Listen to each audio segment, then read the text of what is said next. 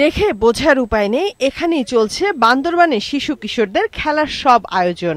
মাঠ নেই, তাই চরে পাথুরে জমিতে, এমনকি স্রোতপ্রবাহ থেমে যাওয়া নদীর বালুচরে গড়ে তোলা হচ্ছে খেলার মাঠ। কিন্তু এসবও টেকে না, বর্ষায় পাহাড়ি ঢলে ডুবে যায় সব।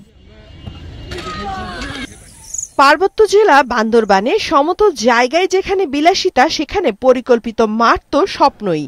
জেলার একমাত্র খেলার উপযোগী জায়গা রাজার মাঠ, তাও বছরের বেশিরভাগ সময় ব্যস্ত সাংস্কৃতিক ও রাজনৈতিক কর্মসূচিতে।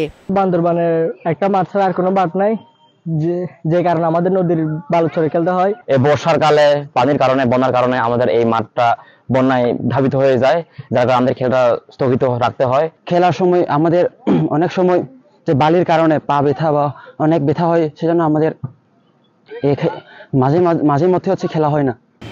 শুধু রাজার মাঠই নয়, শহরের একমাত্র ঈদগাহ মাঠও পাকা করে ফেলা হয়েছে।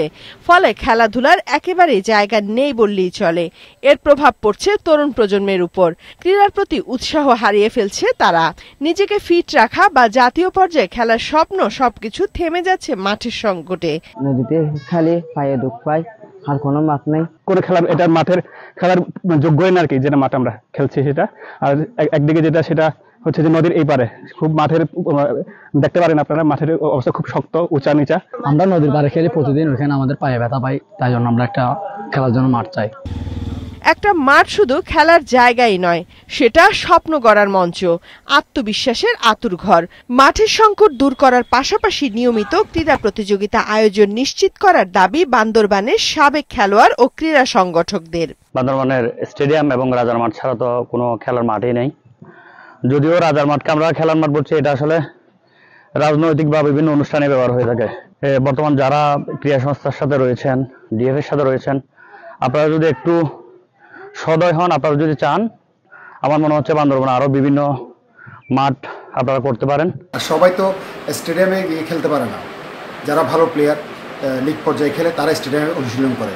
আমাদেরকে যদি বান্দরবান ক্রীড়াঙ্গনকে এগিয়ে নিতে হয়, আমাদের প্রশাসনের দৃষ্টি আকর্ষণ করতেছি যে দ্রুত মাঠ তৈরি করতে হবে আমাদের। জেলা ক্রীড়া সংস্থার দাবি, মাঠ সংকট কাটাতে চেষ্টার কমতি নেই। তবে প্রস্তাবিত মিনি স্টেডিয়াম বুঝে পেলে সমস্যা অনেকটা কমে যাবে বলে জানান কর্মকর্তারা।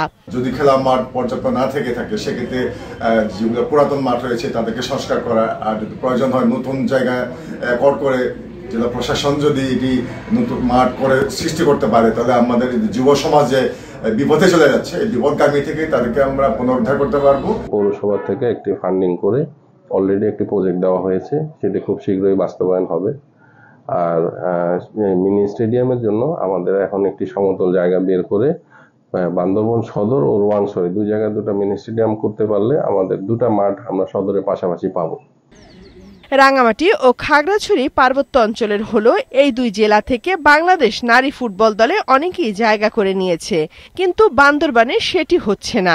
শুধু নারী ফুটবল নয়, অন্যান্য খেলা তো জাতীয় পর্যায়ে আসার মতো ক্রীড়াবিদ তৈরি হচ্ছে না এই জেলায়।